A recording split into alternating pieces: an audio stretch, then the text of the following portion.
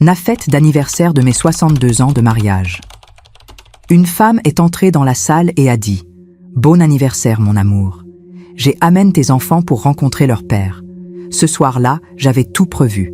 Chaque rose blanche disposée avec précision sur les nappes en lin.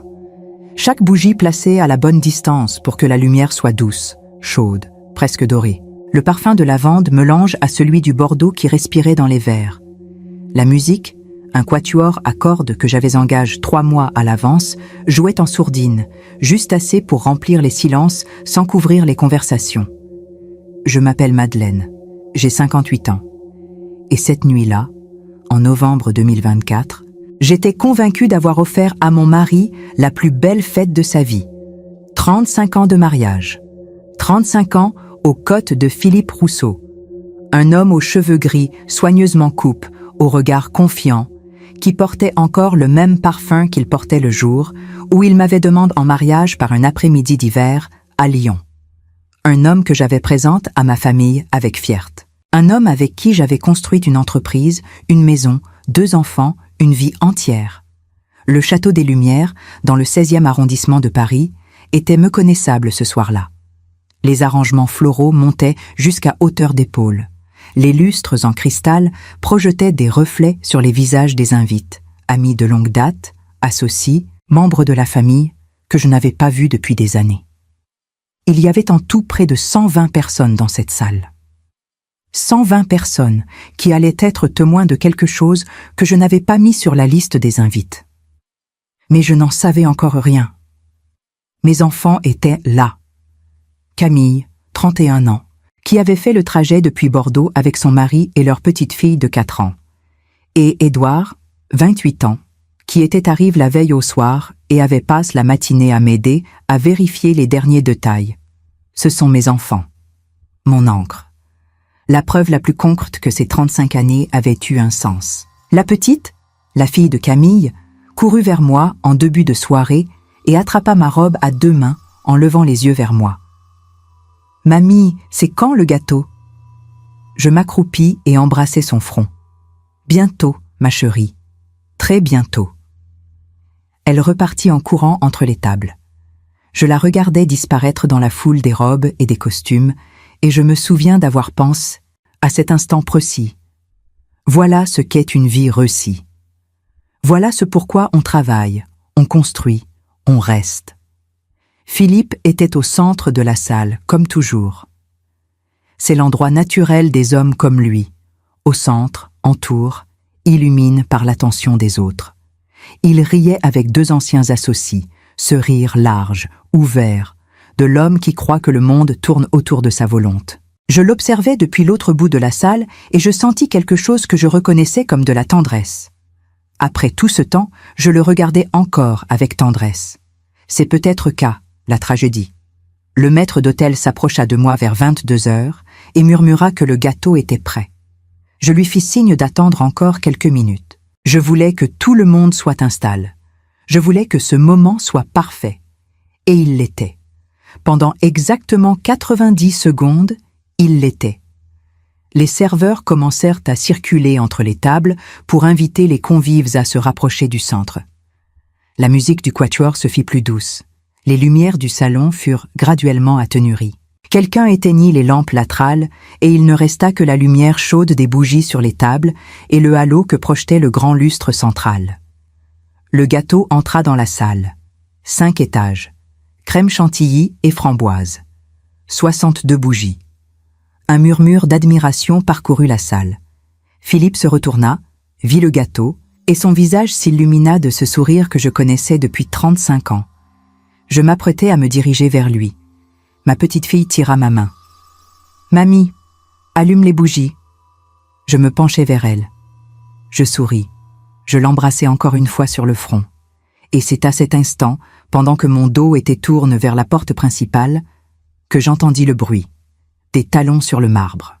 Pas le bruit hésitant de quelqu'un qui cherche sa place. Pas le bruit discret de quelqu'un qui arrive en retard et longe les murs pour ne pas déranger. C'était un bruit différent. Décide. Calibre. Le bruit de quelqu'un qui sait exactement où elle va. Je me redressai lentement. Et je vis. Une femme d'une quarantaine d'années, cheveux sombres ramassent en un chignon bas, robe bordeaux, rouge à lèvres rouge vif. Elle traversait le salon sans détourner le regard, sans hésiter une seule seconde, comme si elle avait répété cette entrée toute sa vie. À ses côtes, 2 jeunes hommes. L'un avait peut-être 20 ans, l'autre 18, à peine. Ils marchaient légèrement en retrait, les épaules contractées, les yeux baissés, pas comme des gens qui arrivent à une fête, mais comme des gens qui savent qu'ils n'auraient peut-être pas dû venir. La salle se figea progressivement autour d'elle, comme une vague d'immobilité qui se propagea de la porte jusqu'au centre. Elle s'arrêta à 2 mètres de Philippe, et dans le silence qui venait de tomber sur 120 personnes, elle dit, d'une voix claire, posée, assez forte pour que chaque mot atteigne chaque coin de cette salle. « Bon anniversaire, mon amour. J'ai amené tes enfants pour rencontrer leur père personnellement. Le gâteau était toujours là, les bougies étaient toujours allumées, mais personne ne souffla. Et Philippe Rousseau, l'homme qui avait toujours une réponse, l'homme qui ne perdait jamais contenance, l'homme que j'avais cru connaître mieux que moi-même, ne dit pas un mot, pas un seul mot, et ce silence. Ce silence fut la chose la plus dévastatrice que j'ai jamais entendue de toute ma vie. Il y a des moments dans la vie où le temps ne s'arrête pas vraiment. Il continue d'avancer. Les secondes passent, les bougies brûlent, quelqu'un quelque part dans la salle retient sa respiration. Mais quelque chose en vous se fige. Quelque chose en vous comprend, avant même que votre esprit ait eu le temps de formuler une seule pensée cohérente, que le monde tel que vous le connaissiez vient de basculer. Ce moment-là dura 3 secondes. 3 secondes pendant lesquelles 120 pères Dieu se tournèrent vers Philippe. 3 secondes pendant lesquelles tout le monde dans cette salle attendit la même chose, qu'il se lève, qu'il élève la voix, qu'il dise, avec cette assurance que je lui avais connue toute ma vie, quelque chose comme « Qui êtes-vous? Que faites-vous ici? Vous faites erreur. » 3 secondes. Et il ne dit rien. Je connais Philippe Rousseau depuis 35 ans. J'ai appris à lire chaque pli de son visage, chaque inflexion de sa voix, chaque façon qu'il avait de tenir ses épaules selon ce qu'il ressentait. Quand il était irrité, il fronçait légèrement le sourcil gauche. Quand il était satisfait, il souriait du coin de la bouche droite. Quand il s'apprêtait à mentir, il inspirait lentement par le nez avant de parler. Cette fois-là, il n'inspira pas. Il n'eut pas le temps de préparer un mensonge. Parce que la vérité était déjà là, inscrite dans ses yeux avant même qu'il ait ouvert la bouche. Et cette vérité-là, je la vis en une fraction de seconde avec la clarté froide et brutale de quelqu'un qui vient de comprendre quelque chose qu'elle aurait dû comprendre bien plus tôt. Il la connaissait. Il connaissait cette femme. Il connaissait ces 2 jeunes hommes. Camille fit un pas dans ma direction et murmura, d'une voix si basse que je l'entendis à peine, « Maman ». Je levai une main, doucement, sans me retourner, parce que si je me retournais, je risquais de m'effondrer, et je n'avais pas l'intention de m'effondrer. Pas là, pas devant eux. La femme, je sus plus tard qu'elle s'appelait Isabelle, se tourna vers les 2 jeunes hommes et dit, avec ce calme qui me glaça le sang, un calme trop maîtrisé pour être naturel, le calme de quelqu'un qui a répété cette scène des centaines de fois dans sa tête. « Voici votre père. Dites-lui bonjour. » Le plus âgé des 2, celui d'environ 20 ans, leva les yeux vers Philippe, et l'expression sur son visage. Je ne peux pas la décrire avec précision même aujourd'hui. Ce n'était pas de la haine. C'était quelque chose de bien plus complexe, bien plus douloureux que la haine. C'était le regard de quelqu'un qui a passé des années à construire l'image d'un père qu'il n'a jamais vraiment eu, et qui se retrouve, en une seconde, face à la réalité de cet homme, en chair et en os, incapable de dire un mot. Le plus jeune garda les yeux baissés. Philippe posa son verre sur la table. Lentement, avec ce geste mesuré qui m'a pris, à cet instant, tout ce que j'avais besoin de savoir. Isabelle se retourna vers la table principale, vers moi. Elle me regarda dans les yeux pour la première et unique fois de cette soirée. Et sans prononcer un seul mot, elle fit glisser une enveloppe sur la nappe blanche dans ma direction. Verte. Une enveloppe verte. Je ne saurais pas expliquer pourquoi cette couleur me marqua autant. Il n'y avait rien de particulier dans cette teinte. Un vert sombre, presque bouteille. Mais depuis ce soir-là, Chaque fois que je vois cette couleur, mon estomac se retourne. Je regardais l'enveloppe. Je regardais Isabelle. Je regardais Philippe. Philippe ne dit toujours rien. J'ouvris l'enveloppe. Les photographies arrivèrent en premier. Des dizaines. Philippe et cette femme à Nice. Je reconnus la promenade des Anglais en arrière-plan. À Bordeaux, devant un restaurant que je connaissais. À Lisbonne. À Florence. Des photos de vacances, de dîners, de moments ordinaires partagés en privé pendant des années. Les plus anciennes semblaient dater d'au moins 20 ans, les couleurs légèrement passées, les vêtements qui trahissaient une autre époque. Philippe avait des cheveux encore foncés sur ces photos-là. 20 ans. Je laissai les photographies sur la table et pris les feuilles pliées en dessous. Des examens de paternité, avec des noms, des dates, des pourcentages qui ne laissaient aucune place au doute. Lucas, 20 ans. Théo, 18 ans. Et le nom du père, imprimé noir sur blanc avec la précision froide d'un document scientifique. Philippe Rousseau. En dessous des examens, des relevés bancaires, des transferts réguliers, mensuels, précis, effectués depuis une société dont je n'avais jamais entendu le nom. Je levai les yeux vers Philippe.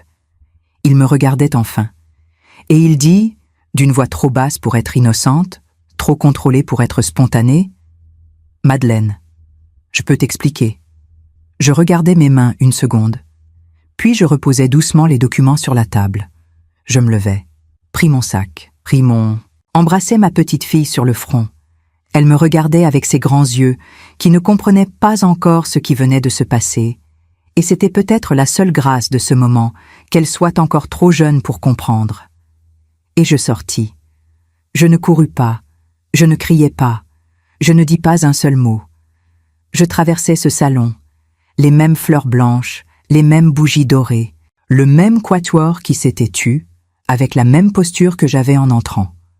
Le dos droit, le pas régulier, le visage calme, parce qu'il y avait quelque chose qui grandissait en moi à cet instant, quelque chose que Philippe n'avait pas prévu, quelque chose que personne dans cette salle n'avait vu venir.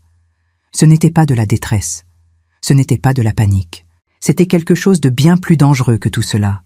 C'était de la clarté, une clarté froide, absolue, totale, comme si toutes les pièces d'un puzzle que je n'avais jamais cherché à assembler venèrent de se mettre en place en l'espace de 3 minutes, et que l'image qu'elles formaient était à la fois insupportable et parfaitement nette.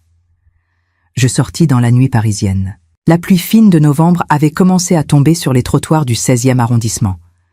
Pas une pluie forte, juste cette bruine froide qui ne lave rien, qui mouille tout et qui rend Paris gris et silencieux. Je montai dans ma voiture. Je m'assis. Et je restai là, immobile, les mains posées sur le volant, pendant peut-être 2 minutes, sans pleurer, sans crier, en pensant à une seule chose, ce que j'allais faire ensuite. Je conduisis jusqu'à l'appartement de ma sœur Véronique, dans le 8e arrondissement. La pluie fine continuait de tomber sur Paris. Cette pluie de novembre qui n'a pas la courtoisie d'être vraiment forte, qui se contente de tout envelopper dans une humidité froide et silencieuse.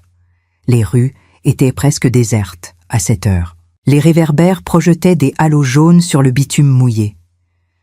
Je conduisis lentement, sans musique, sans radio, avec seulement le bruit des essuie-glaces qui allaient et venaient dans un rythme régulier, presque hypnotique. Je ne pensais à rien de précis. Ou plutôt, je pensais à tout en même temps, et ces pensées se superposaient les unes aux autres avec une telle densité qu'elles finissaient par former quelque chose de solide, quelque chose que je ne pouvais pas encore nommer, mais que je sentais peser dans ma poitrine comme une pierre. Véronique m'ouvrit la porte sans poser de questions. C'est ce que font les bonnes sœurs. Elles ouvrent la porte, elles vous font entrer, elles vous servent quelque chose de chaud et elles attendent. Elles ne demandent pas ce qui s'est passé. Elles ne cherchent pas à remplir le silence. Elles restent simplement là, à côté de vous, parce qu'elles savent que parfois, la présence est la seule chose utile. Elle me prépara un thé, s'assit en face de moi à la table de la cuisine, posa sa main sur la mienne pendant quelques secondes. Puis elle alla se coucher vers 1h du matin quand elle vit que je n'allais pas parler ce soir-là. À 3h du matin, Quand sa respiration derrière la porte de sa chambre fut devenue régulière et profonde, je me levai. J'allai jusqu'à la fenêtre du salon. Je regardais les toits gris de Paris sous la bruine, et je décidai. Pas dans un élan de colère, pas dans un moment de panique. Je décidais comme je prenais toutes les décisions importantes de ma vie, en silence, avec méthode, en séparant ce qui relevait de l'émotion de ce qui relevait de la raison. L'émotion, je la réglerai plus tard. Pour l'instant, il y avait du travail. À 7h30 du matin, je passais 3 appels téléphoniques. Le premier à Marc Delacroix, notre comptable depuis 15 ans. Un homme rigoureux, discret, que j'avais toujours apprécié pour sa capacité à parler chiffres sans jamais se perdre dans les détails inutiles. Je lui demandais, sans aucune explication, d'auditer l'intégralité des mouvements financiers de la Rousseau et associés sur les 20 dernières années. Toutes les lignes, toutes les sociétés liées, tous les transferts sortants, quelle qu'en soit la destination. Il y eut 3 secondes de silence au bout du fil. Puis il dit simplement « Entendu, Madeleine. Pas de questions, pas de commentaires. » Marc avait cette intelligence particulière des gens qui comprennent à la voix quand une situation a dépassé le stade des explications ordinaires. Le deuxième appel fut pour Hélène Fortier, avocate spécialisée en droit patrimonial, que j'avais rencontrée 6 ans auparavant lors d'une conférence sur la gouvernance des entreprises familiales. Une femme précise, directe, qui ne perdait jamais son temps et ne laissait jamais perdre le vôtre.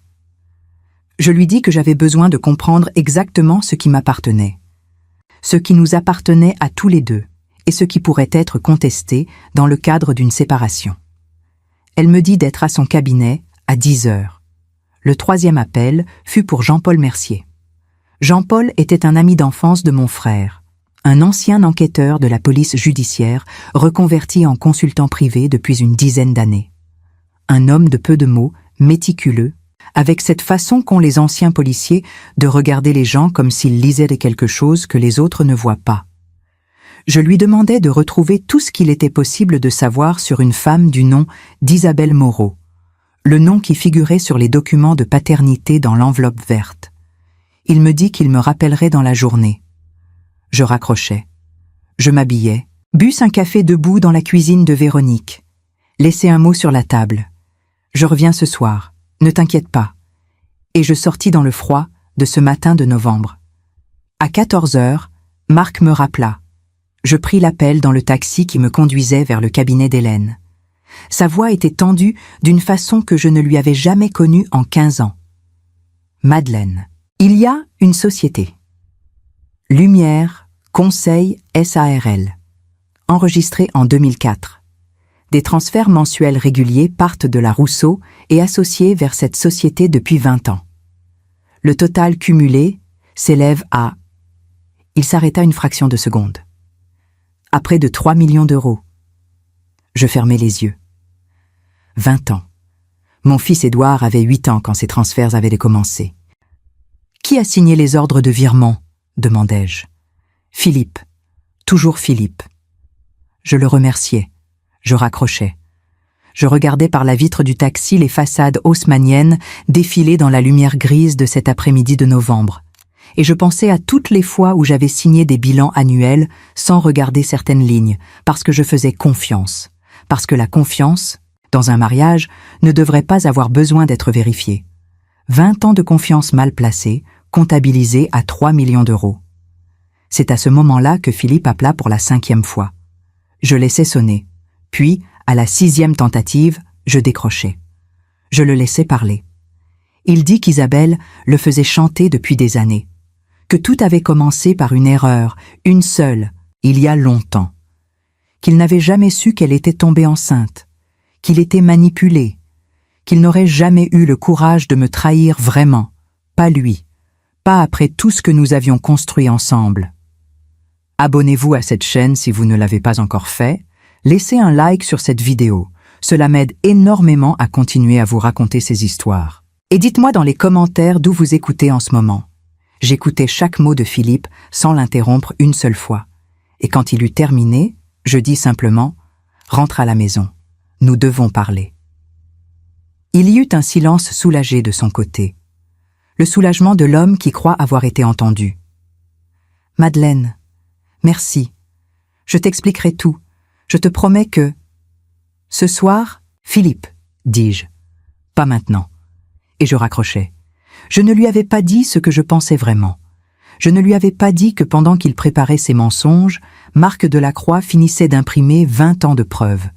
Je ne lui avais pas dit qu'Hélène Fortier m'attendait avec une analyse complète du patrimoine familial. Je ne lui avais pas dit que Jean-Paul Mercier était déjà en train de reconstituer une vie entière que Philippe avait cru enterrée dans les colonnes d'une comptabilité parallèle.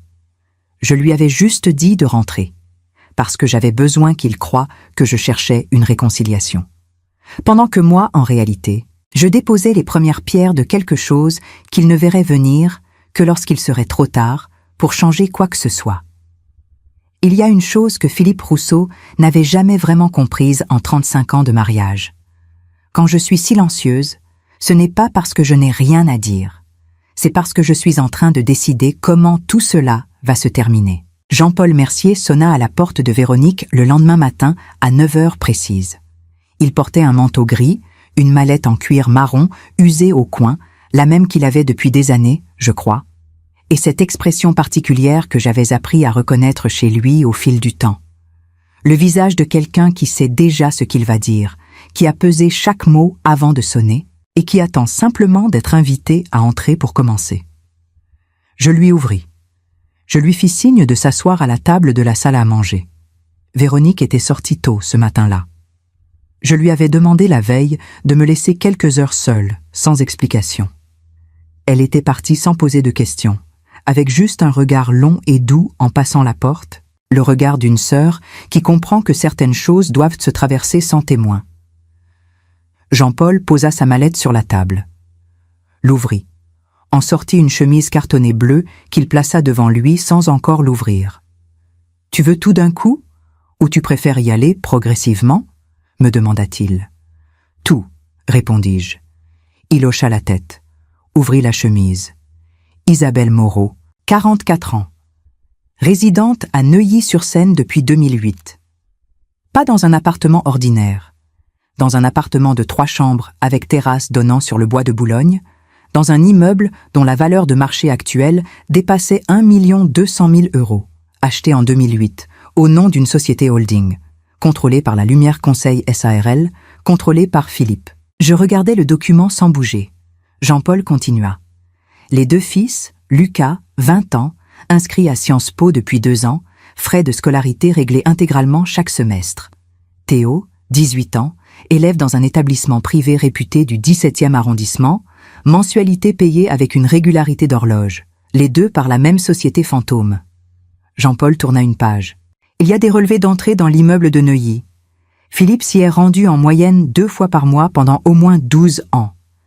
Les dates correspondent systématiquement à des périodes où vous enregistriez des déplacements professionnels. Lyon, Bordeaux, Francfort. Les absences avaient toujours une justification propre, documentée, crédible. Je posai les mains à plat sur la table. « Est-ce qu'il voyait les garçons ?» demandai-je. Jean-Paul marqua une légère pause avant de répondre. Pas de trace directe de contact avec eux. Une voisine de l'immeuble, interrogée de façon indirecte, a mentionné n'avoir jamais vu l'homme que décrivait Isabelle en présence des enfants. Il venait, il repartait. Les garçons, semble-t-il, ne l'ont jamais vraiment connu. Je restai silencieuse un long moment. Ce détail-là, plus que tous les autres, me traversa d'une façon étrange. Philippe avait maintenu une femme pendant 20 ans. Il avait financé une vie entière à distance, avec méthode, avec régularité. Il avait menti à 2 familles simultanément. Mais il n'avait pas voulu être père une 2e fois. Il avait voulu avoir une échappatoire, une autre existence rangée dans un tiroir, séparée, propre, qui n'empiète pas sur la vie réelle. Et la vie réelle, c'était moi. C'était nos enfants, c'était notre maison. C'était tout ce à quoi il s'accrochait en réalité, pendant qu'il entretenait l'illusion d'une autre liberté possible. Jean-Paul referma la chemise. Le total des transferts vers la Lumière Conseil sur 20 ans, en croisant les relevés de Marc avec mes propres recherches, s'élève à 2 940 000 €, arrondi à 3 millions dans les documents que tu as déjà. Il me regarda. C'est de l'argent qui est sorti de votre entreprise, Madeleine. Pas de ses comptes personnels, de l'entreprise. Je me levai de table, j'allai jusqu'à la fenêtre. Paris était gris ce matin-là, d'un gris uniforme et froid qui écrasait les toits et rendait les rues encore plus silencieuses que d'habitude. Un pigeon marchait sur le rebord de la fenêtre d'en face avec cette indifférence tranquille que les pigeons ont pour tout. Je pensais à mon père, Henri Beaumont, mort en 2019, qui m'avait dit un jour dans son bureau à Lyon, avec cette façon qu'il avait de parler qui ne laissait pas de place à l'interprétation. « Madeleine, ce que je te confie n'est pas un cadeau. C'est une responsabilité. Tu le transmettras intact ou tu l'augmenteras. Mais tu ne le laisseras jamais partir entre les mains de quelqu'un qui n'a pas compris ce qu'il a coûté. » Je me retournai vers Jean-Paul. « Merci, lui dis-je, pour tout. » Il hocha la tête, referma sa mallette et se leva. « Si tu as besoin d'autre chose, tu sais où me trouver. » Il sortit. Et je restai seule dans l'appartement de Véronique, avec cette chemise cartonnée bleue sur la table de la salle à manger, et la sensation très nette que je me trouvais à un de ces carrefours rares dans une vie, le genre de carrefour où le chemin que l'on choisit dans les prochaines heures détermine tout ce qui vient ensuite. Je pris mon téléphone. J'appelai Hélène Fortier. Elle décrocha à la première sonnerie. « Hélène, lui dis-je, je suis prête. On peut commencer. » Nous nous retrouvâmes dans son cabinet du 1er arrondissement à 14 heures. Une salle de réunion au 6e étage, avec vue sur la Seine et des dossiers empilés avec cette précision militaire qui caractérisait Hélène dans tout ce qu'elle faisait. Elle m'expliqua ce que je savais déjà dans ces grandes lignes, mais que j'avais besoin d'entendre confirmer juridiquement, noir sur blanc. La Rousseau et Associés avait été fondée avec le capital initial de la famille Beaumont. Les apports d'origine, les fonds, les contacts, le premier contrat structurant, venèrent de mon père. Le nom Rousseau était sur la façade. Mais la structure, l'ossature, l'origine légale de ce qui avait rendu l'entreprise possible, c'était Beaumont. Et j'en étais la présidente en exercice. Nous travaillâmes pendant 3 heures. Quand je signais les derniers documents en fin d'après-midi, plusieurs choses étaient actées de façon irrévocable. Les comptes liés à la Lumière Conseil étaient gelés par mesure conservatoire. 2 biens immobiliers enregistrés indirectement au nom de Philippe faisaient l'objet d'un blocage préventif. 40% des parts de l'entreprise avaient été transférées dans un fonds au nom de Camille et Édouard. Philippe ne savait rien de tout cela. Il m'envoyait encore des messages ce soir-là. Des messages mesurés qui alternaient entre les excuses et les tentatives de raisonnement, le registre de l'homme qui croit encore pouvoir négocier quelque chose. Je lus chaque message. Je n'en répondis à aucun. Sauf au dernier, vers 21 heures, quand il écrivit « Madeleine, dis-moi juste que tu es en vie. » Je répondis 3 mots. « Demain. Sois là. » Il interpréta cela comme une ouverture, comme un signe que j'étais prête à écouter, prête à pardonner, peut-être, ou du moins à entendre sa version des choses dans le calme de notre maison, loin du chaos de cette soirée. Il ne pouvait pas savoir que pendant qu'il composait ses messages avec soin, en choisissant chaque mot comme on choisit une arme, l'entreprise qu'il avait cru être la sienne venait de lui échapper définitivement. Il ne pouvait pas savoir que le lendemain matin, il recevrait un appel de sa banque.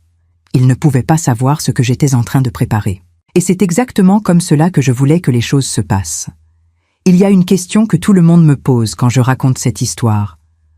Pourquoi est-ce que j'ai voulu la rencontrer ? Pourquoi, après tout ce que j'avais découvert, après les photographies, les examens de paternité, les relevés bancaires, les 20 ans de mensonges comptabilisés ligne par ligne dans une chemise cartonnée bleue? Pourquoi est-ce que j'ai cherché à m'asseoir en face d'Isabelle Moreau et à lui parler? La réponse honnête est celle-ci. Parce que j'avais besoin de comprendre, pas de me venger, pas de l'humilier. Pas de lui dire ce que je pensais d'elle ou de ce qu'elle avait représenté dans la vie de mon mari pendant 2 décennies. J'avais besoin de comprendre ce que Philippe lui avait dit, ce qu'il lui avait promis, ce qu'elle croyait, elle, que cette histoire était. Parce que sans cette compréhension-là, je n'aurais eu qu'une moitié de la vérité. Et une moitié de la vérité, dans une situation comme celle-là, est une chose dangereuse. Je lui envoyais un message sur le numéro qui figurait dans les documents de l'enveloppe verte. Un message court, sans hostilité, sans formule de politesse excessive non plus. Pouvons-nous nous retrouver? Juste nous deux. Elle mit 40 minutes à répondre. Puis, café de Flore, demain, midi. Je connaissais le café de Flore. Tout le monde à Paris connaît le café de Flore. Cette brasserie du 6e arrondissement, avec ses banquettes en velours rouge, ses miroirs anciens, sa lumière ambrée qui donne à chaque conversation une qualité presque cinématographique. L'endroit où des générations de Parisiens ont réglé des affaires importantes en faisant semblant de simplement prendre un café. J'arrivais 10 minutes avant l'heure. Je choisis une table au fond, légèrement à l'écart, dans un angle qui permettait de voir l'entrée sans être immédiatement visible depuis la porte. Vieille habitude. Je commandai un café allongé et attendis. Isabelle entra à midi précis, sans le vestido bordeaux, sans le rouge à lèvres rouge vif, sans l'armure de la nuit de la fête. Elle portait un manteau beige, les cheveux détachés, des cernes profonds sous les yeux.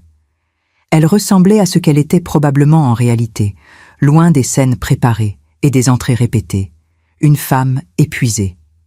Elle me vit, s'approcha, s'assit en face de moi sans sourire, sans tendre la main. Le serveur apporta un deuxième café. Aucune de nous deux n'y toucha. Ce fut elle qui parla la première. « Je ne suis pas venue à cette fête pour vous détruire, » dit-elle. « Je veux que vous le sachiez. »« Je sais, » répondis-je. Elle me regarda avec une surprise qu'elle ne chercha pas à dissimuler. « Comment pouvez-vous savoir ça? Parce que si vous aviez voulu me détruire, vous auriez choisi un autre moment. Un moment plus privé, plus ciblé. Vous êtes venu parce qu'il ne répondait plus, parce que vous n'aviez plus d'autre moyen de le forcer à se montrer. » Elle posa les mains sur la table, les regarda un instant.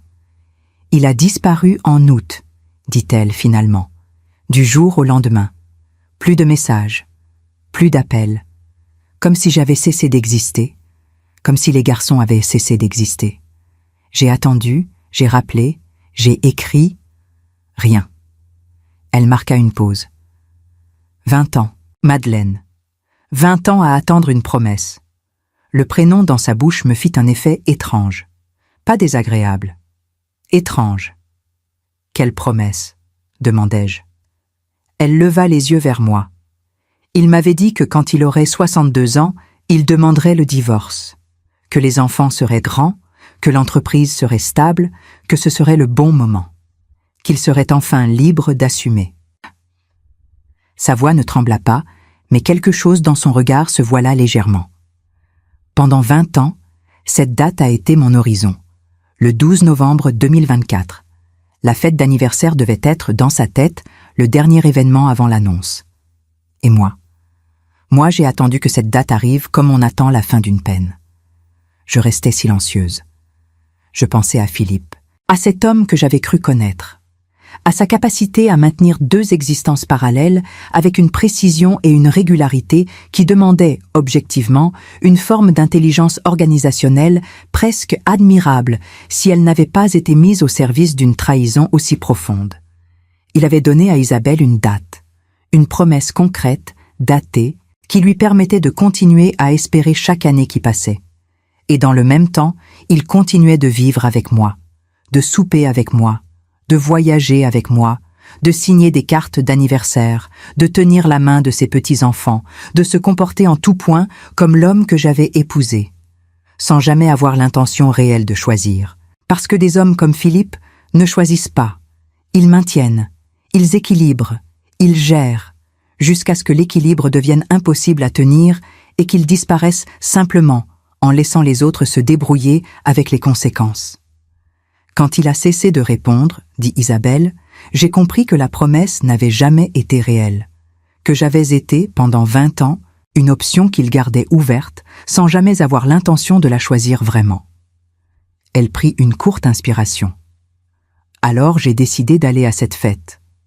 Pas pour vous faire du mal, pour lui signifier que cette façon de disparaître sans explication, sans courage, sans même un mot pour les garçons, ce n'était pas acceptable. Je la regardais longtemps, et je pensais à quelque chose que ma mère disait autrefois quand j'étais encore enfant à Lyon, une phrase que je n'avais pas repensée depuis des années et qui me revint à cet instant avec une clarté inattendue. Madeleine, les femmes qui attendent ne sont pas faibles, elles sont mal informées. Isabelle Moreau n'était pas mon ennemie. Elle était quelqu'un que le même homme avait mal informé pendant 20 ans. Je pris mon café, le bus lentement, puis je pris ma décision. La 4e décision. Je ne ferai pas de scandale, pas encore. Pas de cette façon désordonnée, émotionnelle, qui aurait pu tout compromettre. Ce que je préparais exigeait de la précision, du calme, une mise en scène que je contrôlerais de bout en bout. Je me levai, tendis la main à Isabelle. Elle la prit, légèrement surprise. Et je lui dis, debout dans cette lumière ambrée du café de Flore, avec Paris qui continuait d'exister bruyamment autour de nous, comme si rien de tout cela n'avait la moindre importance. Dans 48 heures, tout sera réglé. Soyez disponible. Je vous contacterai. Elle me regarda avec l'expression de quelqu'un qui essaie de comprendre si ce qu'il entend est une menace ou une promesse. Ce n'était ni l'un ni l'autre. C'était une convocation. Je sortis du café, marchais sur le boulevard Saint-Germain. Le vent froid de novembre collait les feuilles mortes contre les trottoirs et faisait claquer les auvents des boutiques. Il me restait exactement une chose à organiser. La réunion. Je passai la matinée du lendemain à préparer la salle. Pas la salle d'un salon de fête cette fois. Pas de roses blanches, pas de bougies dorées, pas de quatuor à cordes. La salle de réunion de la Rousseau et Associés, au 1er arrondissement, une pièce rectangulaire au mur couleur crème, avec une longue table en chêne massif au centre, des chaises en cuir bordeaux, et une vue sur les toits de Paris par les 2 fenêtres du fond. La même salle où Philippe avait signé des contrats pendant 25 ans. J'arrivais à 9h15, posais 13 chemises cartonnées identiques sur la table, une à chaque place. Je les avais préparées la veille avec Marc et Hélène, dans le cabinet de cette dernière, jusqu'à presque minuit. Chaque chemise contenait exactement les mêmes documents, dans le même ordre. Les relevés de transfert vers la Lumière Conseil sur 20 ans, les preuves d'achat de l'appartement de Neuilly, les reçus de scolarité de Lucas et Théo, les examens de paternité, les photographies sélectionnées par Jean-Paul, et en dernière page, un résumé juridique rédigé par Hélène qui établissait avec précision l'état du patrimoine familial tel qu'il se présentait désormais, après les mesures conservatoires prises 48 heures plus tôt. Je plaçais chaque chemise avec soin. Je n'étais pas en colère. J'étais concentré. Il y a une différence fondamentale entre ces 2 états que beaucoup de gens confondent. La colère disperse, la concentration rassemble. Et ce matin-là, dans cette salle que je connaissais depuis des décennies, je n'avais pas besoin de colère. J'avais besoin de clarté. À 9h45, Camille et Édouard arrivèrent ensemble. Camille entra la première. Elle me regarda les chemises sur la table, regarda la disposition des chaises, et quelque chose passa dans ses yeux, une compréhension progressive, comme lorsqu'on reconnaît un paysage qu'on n'a jamais vu, mais dont on a souvent entendu la description. Elle s'assit à ma gauche sans dire un mot. Édouard resta debout près de la porte un instant. Il avait les mains dans les poches de son manteau, les épaules légèrement contractées. Mon fils a toujours eu cette façon de se tenir quand quelque chose le préoccupe profondément, cette immobilité tendue, comme s'il retenait quelque chose à l'intérieur. « Maman, dit-il simplement. « Assieds-toi, mon grand, lui dis-je. » Il s'assit à ma droite. À 10h moins 5, Hélène Fortier et Marc Delacroix entrèrent ensemble. Ils prirent leur place sans cérémonie, comme les professionnels qu'ils étaient, présents, préparés, discrets. À 10h précises, la porte s'ouvrit. Philippe entra. Il portait son manteau gris, le même qu'il mettait pour les réunions importantes depuis des années. Il était rasé de près, les cheveux soigneusement coiffés. Il avait l'air de quelqu'un qui a décidé de faire bonne figure, qui s'est dit, en se regardant dans le miroir ce matin-là, que l'élégance était encore une forme de contrôle. Il vit la table, les chemises, les visages, et quelque chose dans ses yeux changea. Pas encore de la peur, quelque chose d'antérieur à la peur. Cette fraction de seconde où le cerveau d'un homme intelligent comprend qu'il a mal évalué la situation, sans savoir encore précisément à quel point. Il s'assit. À 10h05, la secrétaire ouvrit la porte une dernière fois. Isabelle entra, avec Lucas et Théo. Philippe se leva de sa chaise d'un mouvement brusque. Qu'est-ce que c'est que ça, Madeleine? Qu'est-ce que tu... Assieds-toi, Philippe, dis-je. Ma voix était calme, parfaitement calme. Le genre de calme qui n'a pas besoin d'être soutenu par du volume pour être entendu dans chaque coin d'une salle. Il se rassit. Isabelle prit place en face de lui, entre ses deux fils. Lucas garda la tête haute. Théo regardait la table. Ni l'un ni l'autre ne dit un mot. Je me levai. Cette réunion a un seul objet, dis-je en regardant l'ensemble des personnes présentes. Il ne s'agit pas d'une discussion. Il ne s'agit pas d'une négociation. Il s'agit d'une présentation de faits. Chacun d'entre vous a une copie de ce que je vais présenter dans la chemise devant lui. Je vous demande de ne pas l'ouvrir avant que je vous le dise. Le silence dans la salle était total. Je passais l'heure suivante à tout présenter.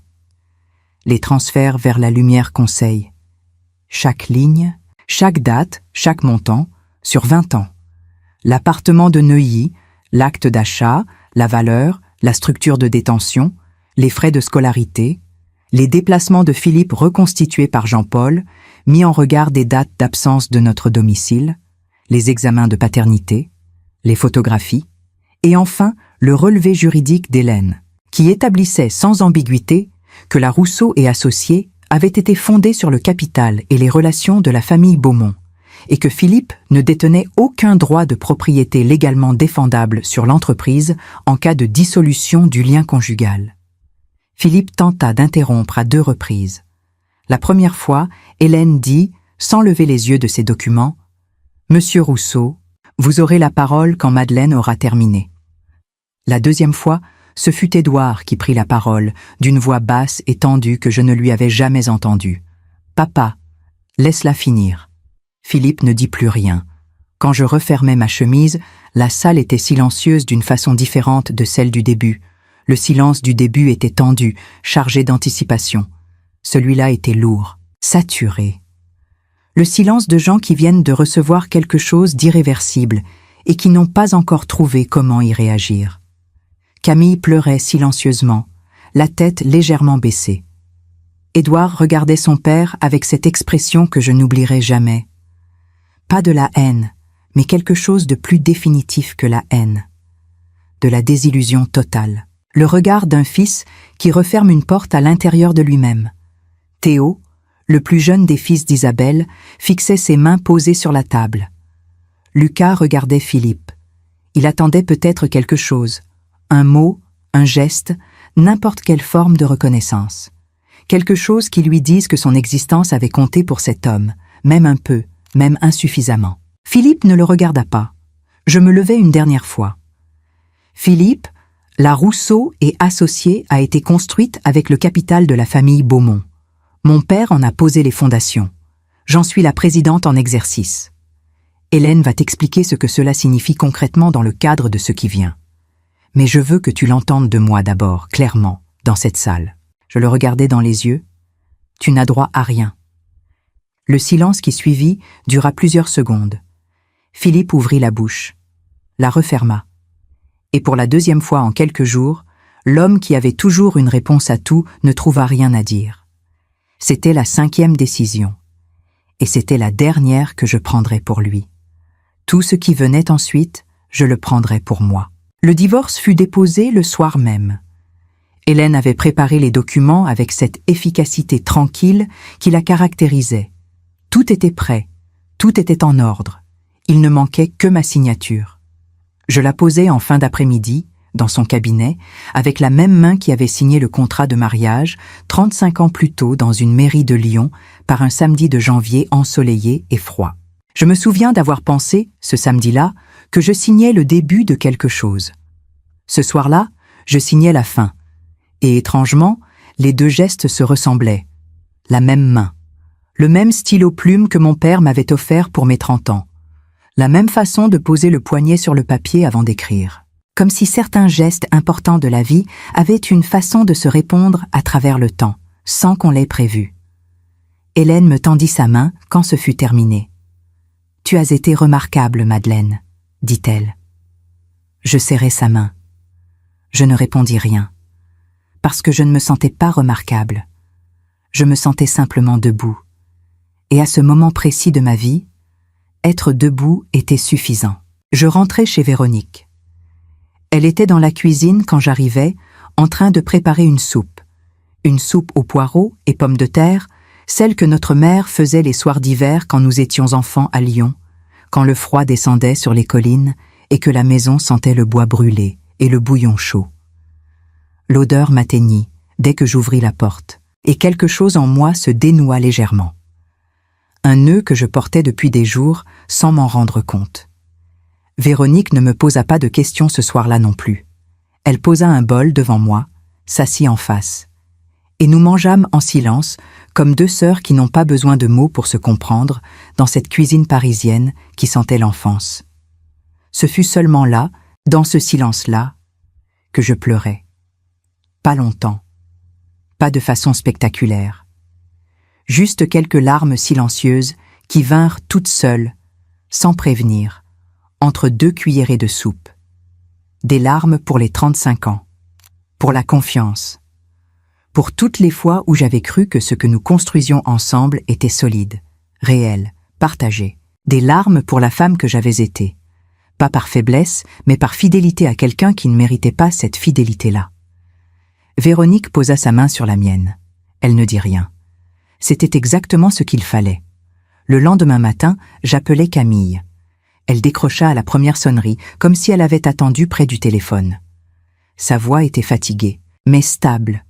La voix de quelqu'un qui a pleuré pendant la nuit et qui a décidé au matin de tenir quand même. « Maman, comment tu vas ?»« Je vais, » lui dis-je. « Et toi ?»« Je vais aussi. » Un silence court. Édouard a appelé hier soir. Il a dit qu'il ne voulait plus parler à papa pour l'instant, pas par colère, juste parce qu'il a besoin de temps pour comprendre qui est cet homme. Je fermai les yeux un instant. « C'est normal, » dis-je. « Laissez-lui ce temps. »« Et toi, tu as besoin de quoi ?» Je réfléchis honnêtement à cette question. Ce n'est pas une question à laquelle on répond par automatisme quand quelqu'un vous la pose vraiment. « De calme, » dis-je finalement, « et de savoir que vous allez bien tous les deux. »« On va bien, maman. On va bien parce que tu nous as montré comment on fait. » Je raccrochais et restais un moment avec le téléphone dans la main, dans l'entrée de l'appartement de Véronique, avec la lumière froide de novembre qui entrait par la fenêtre en biais. Ce que Camille venait de dire me resta. Il y avait encore une chose que je devais faire. J'appelai Isabelle dans l'après-midi. Elle décrocha à la 3e sonnerie. Sa voix était prudente, le ton de quelqu'un qui ne sait pas encore ce que cette conversation va lui coûter. « Isabelle, dis-je, vos garçons n'ont pas choisi d'exister dans cette situation. Ce que Philippe a fait ou n'a pas fait ne les concerne pas. Ils portent déjà assez de choses sans avoir à porter en plus les conséquences financières des choix de leur père. » Silence de l'autre côté. « J'ai parlé avec Hélène ce matin, continuai-je. Je vais créer un fonds d'éducation et de transition au nom de Lucas et de Théo. Pour qu'ils puissent terminer leurs études, commencer leur vie, sans que le vide laissé par leur père devienne aussi un vide matériel. » La voix d'Isabelle, quand elle vint, était brisée d'une façon qu'elle ne chercha pas à dissimuler. « Pourquoi vous faites ça ?»« Parce que quelqu'un doit faire la chose juste dans cette histoire, » répondis-je. « Et visiblement, ce ne sera pas lui. » Un long silence. « Je ne sais pas quoi dire, » murmura-t-elle. « Vous n'avez rien à dire. Hélène vous contactera la semaine prochaine pour les modalités. » Je raccrochai. Et je restais là, debout dans cette entrée, avec Paris dehors, gris et indifférent et vivant, et cette sensation étrange mais réelle d'avoir fait quelque chose qui n'avait rien à voir avec la générosité au sens ordinaire du terme. Quelque chose de plus profond que ça. Quelque chose qui relevait d'une certaine idée de qui j'étais, de qui je voulais continuer à être malgré tout ce qui venait de se passer. Mon père m'avait dit un jour, « Madeleine, le caractère d'une personne ne se révèle pas dans ses bons moments. Il se révèle dans ce qu'elle fait quand elle aurait toutes les raisons du monde de faire autrement. » Ce jour-là, j'avais toutes les raisons du monde de fermer la porte, de tirer le verrou et de laisser Isabelle et ses fils se débrouiller seuls avec les décombres de ce que Philippe avait construit et détruit. Je ne le fis pas. Non par sainteté, non par pitié, mais parce que je savais exactement qui j'étais. Et cette femme-là ne punissait pas des enfants pour les péchés de leur père.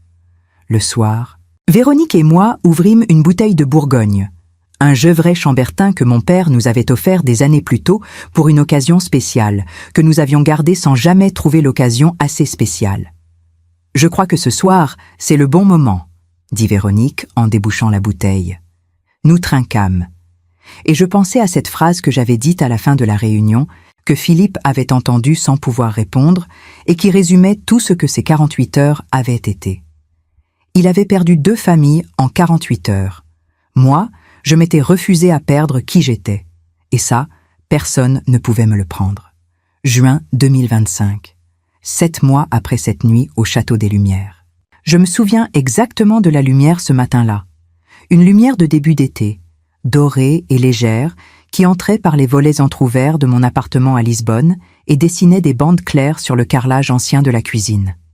Une lumière qui n'avait rien à voir avec le gris de novembre à Paris. Une lumière qui semblait dire, sans métaphore excessive, que quelque chose avait changé. Tout avait changé. Après la réunion, après le dépôt du divorce, après les dernières formalités réglées avec Hélène en décembre, j'avais pris une décision que personne dans mon entourage n'avait vraiment vu venir. Pas Véronique, pas Camille, pas même Édouard qui me connaissait pourtant bien. J'avais vendu ma part de l'entreprise. Pas dans la précipitation, pas dans la colère. Avec méthode, avec Hélène, à un prix juste négocié sur plusieurs semaines. Camille et Édouard conservèrent leur part. Le nom Rousseau disparut de la façade. L'entreprise continua, différente, allégée de ce qui l'avait alourdi sans qu'on le sache vraiment. Avec une partie du produit de la vente, je constituais le fonds pour Lucas et Théo, comme je l'avais promis à Isabelle. Hélène régla les modalités. Ce fut fait discrètement, proprement, sans cérémonie. Les 2 jeunes hommes reçurent une lettre les informant de l'existence du fonds. Une lettre que j'avais rédigée moi-même, courte, sans pathos, qui disait simplement qu'ils méritaient de commencer leur vie sur un sol stable, et que cela n'avait rien à voir avec leur père ni avec moi, mais avec eux. Lucas m'envoya un message 3 jours plus tard. Un seul message, court lui aussi. « Merci Madeleine. Je ne sais pas encore quoi faire de ça, mais merci. » Je ne répondis pas immédiatement. Je gardais ce message plusieurs jours sur mon téléphone, en y revenant parfois, en pensant à ce jeune homme de 20 ans qui apprenait à construire quelque chose à partir d'un vide.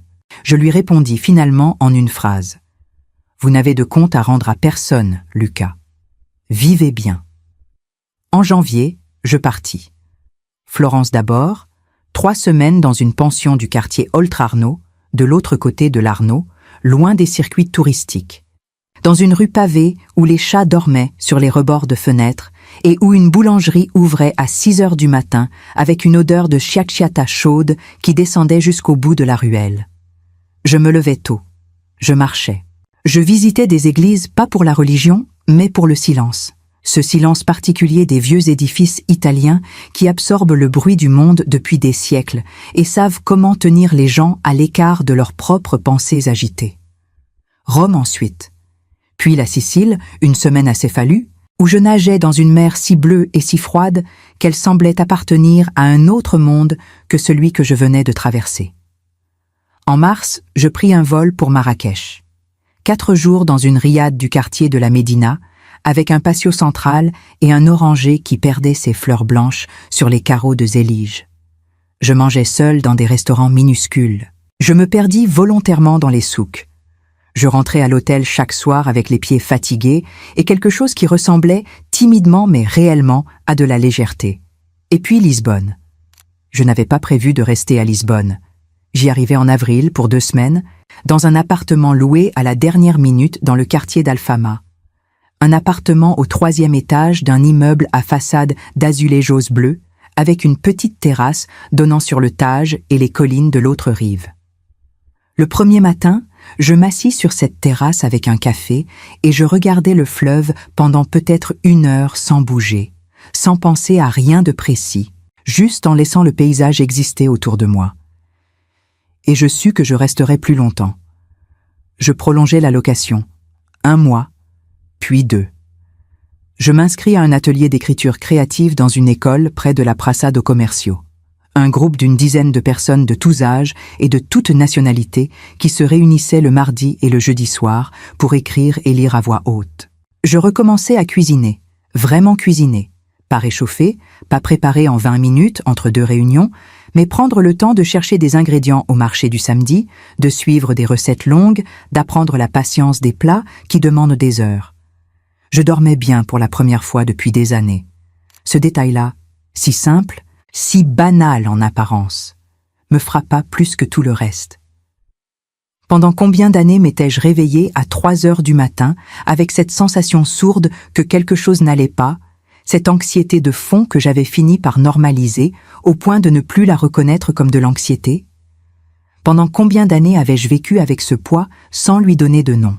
Je dormais maintenant d'un sommeil profond et continu, et je me réveillais le matin avec l'envie simple de voir ce que la journée allait apporter. Ce fut un samedi d'avril, au marché de la Feira da Ladra, que je rencontrai Olivier. Il était debout devant une bande de livres anciens étalés sur une bâche au sol, des romans français, quelques essais, une collection de photographies en noir et blanc sur l'architecture du Portugal. Il en tenait un ouvert, le lisait debout dans la lumière du matin avec une concentration tranquille, totalement indifférent au bruit du marché autour de lui. Je m'arrêtais pour regarder les livres à côté de lui. Il leva les yeux. « Vous êtes française ?» dit-il avec l'accent de quelqu'un qui l'est aussi. « Lyonnaise d'origine » répondis-je. Parisienne d'adoption, lisboète en cours d'essai. Il sourit. Un sourire calme, sans séduction calculée, sans la performance que les hommes d'un certain milieu déploient instinctivement quand ils rencontrent une femme qui leur plaît. Juste un sourire naturel de quelqu'un qui trouve la réponse genuinement amusante. « Architecte », dit-il en tendant la main. Installé ici depuis 5 ans, absolument aucune intention de repartir. Il s'appelait Olivier, 60 ans. Des yeux couleur noisette. Une façon d'écouter, vraiment écouter, sans chercher le moment où il pourrait replacer sa propre histoire, qui me frappa dès ce premier échange. Ce ne fut pas un coup de foudre. Je n'avais plus l'âge des coups de foudre, et honnêtement je n'en voulais plus, ces amours qui renversent tout, qui brûlent tout, qui demandent qu'on abandonne sa propre solidité pour s'y jeter. Ce que je voulais, si je voulais encore quelque chose, c'était autre chose. Quelque chose de plus lent, de plus honnête, de construit sur ce qu'on est vraiment plutôt que sur ce qu'on projette dans les premiers instants. Avec Olivier, ce fut exactement cela. Un déjeuner ce samedi-là qui se prolongea jusqu'en fin d'après-midi. Des promenades le long du Tage les semaines suivantes. Des conversations longues sur des terrasses, sur des livres, sur l'architecture et l'écriture et sur ce que signifie recommencer quelque chose à 60 ans passés. Il ne me demanda jamais ce qui s'était passé avec mon mariage. Quand je lui racontais, des mois plus tard, par une soirée de mai sur ma terrasse d'Alfama, avec le Tage qui brillait en contrebas, il m'écouta jusqu'au bout, sans m'interrompre une seule fois. Puis il dit simplement, en me regardant avec ses yeux noisettes tranquilles, « Tu es une femme remarquable, Madeleine, pas avec de l'admiration spectaculaire, pas avec ce ton de quelqu'un qui essaie de dire la bonne chose. » avec la simplicité de quelqu'un qui énonce une évidence. Et ce fut cette simplicité-là qui me fit pleurer. Des larmes courtes, un peu surprises d'elle-même. Olivier ne dit rien. Posa sa main sur la mienne. Laissa le silence exister. Cet homme savait tenir le silence. Ce détail, à lui seul, valait tout. En septembre 2025, je retournai à Paris pour voir Camille et les enfants. 3 jours, le temps d'un anniversaire de ma petite fille et d'un dîner en famille dans l'appartement de Camille à Montmartre. Un dîner simple, bruyant, avec les enfants qui couraient entre les chaises et Édouard qui avait apporté du vin de Bourgogne et qui riait plus facilement qu'il ne l'avait fait depuis longtemps. Le 2e matin, je m'arrêtais dans un café du 11e arrondissement avant d'aller chercher ma petite fille à l'école. Un endroit ordinaire, tables en marbre, chaises en bois usées, odeur de croissant et de café du matin. Je m'installai près de la fenêtre. Sortis mon téléphone. Un serveur s'approcha. Je levai les yeux. Et je le reconnus. Philippe Rousseau, tablier blanc noué à la taille, un plateau dans la main. Les cheveux un peu moins soignés qu'avant, le visage légèrement creusé, mais c'était lui, sans aucun doute possible. Il me vit au même moment. Nous restâmes à nous regarder pendant 2 secondes. 2 secondes qui contenaient 35 ans, 2 familles, 3 millions d'euros, une enveloppe verte, une salle de réunion au 1er arrondissement et tous les silences que cet homme avait gardés quand il aurait dû parler. Il dit d'une voix basse « Madeleine ». Je répondis avec le sourire poli qu'on offre à une connaissance lointaine qu'on croise par hasard et à qui on ne doit plus rien. Philippe. Il posa le café sur ma table, récupéra son plateau et s'éloigna vers d'autres tables, d'autres clients, d'autres matins. Je bus mon café lentement, payai l'addition et sortis dans le soleil de septembre, dans cette lumière dorée de fin d'été parisien qui rend les façades haussmanniennes presque trop belles pour être vraies, en direction de l'école de ma petite fille. La vie a un sens de l'humour très particulier. Elle vous prend des choses que vous pensiez ne pas pouvoir perdre sans cesser d'être vous-même. Elle vous oblige à traverser des nuits où le plafond est trop bas et l'air trop épais et l'avenir trop opaque pour qu'on puisse imaginer ce qu'il y a de l'autre côté. Et puis, si vous avez le courage de continuer à marcher, si vous refusez de vous définir par ce qu'on vous a fait, si vous choisissez chaque matin de rester fidèle à qui vous êtes au fond, elle vous donne quelque chose d'autre. Pas ce que vous aviez avant. Quelque chose de mieux que ce que vous aviez avant. Elle vous donne qui vous auriez toujours dû être si vous aviez su plus tôt que vous en aviez le droit. Il avait perdu 2 familles en 48 heures. Moi, je m'étais refusé à perdre qui j'étais. Et cette femme-là, celle que je suis devenue dans les mois qui suivirent, à Florence, à Lisbonne, sur la terrasse d'Alfama, avec le Tage en contrebas et Olivier à côté de moi, cette femme-là, personne ne pourra jamais me la prendre. Merci d'avoir écouté jusqu'à la fin. Si cette histoire vous a touché, partagez-la avec quelqu'un qui en a besoin ce soir. Abonnez-vous à cette chaîne. Et dites-moi dans les commentaires ce que vous avez ressenti en arrivant ici, parce que vous êtes venu au bout, et ça compte. À très bientôt pour la prochaine histoire.